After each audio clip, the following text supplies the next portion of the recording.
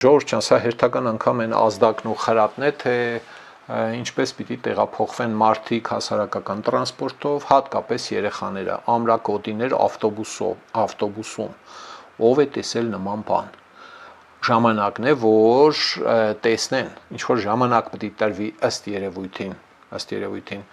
ուրեմն ավտոբուսների վարորդներին կամ սեփականատերերին ավելի ճիշտ, որպեսզի ավտոբուսները կահավորվեն, բարդ է, թանկ է, ծախսատար է, դա ազդելու է գնի վրա, գիտենք, հասկանում ենք, էլի։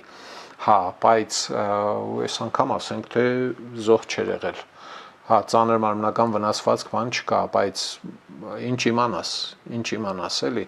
Այս իմաստով պետական իշխանությունը լուրջ անելիք ունի, ինչ որ հնարավորություն, ժամանակ, գուցե նաև նյութական օժանդակություն եւ այլն։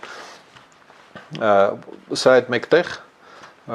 հատկապես պետական գերատեսչությունների ավտոբուսներին կամ պետական հիմնարկների համայնքային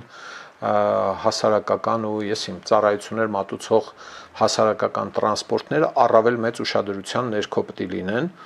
պետք է հարմարեցված լինեն անվտանգության բոլոր կարիքներին, էլի, չքննարկենք, մի խոսքով դրսերում բոլորը տեսել եք ըստ երևույթին, ոչ բոլորը, բայց թե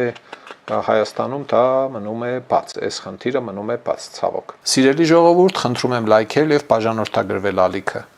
Դրանով դուք կնպաստեք, որ հաղորդումներն ավելի շատ մարդ տեսնի։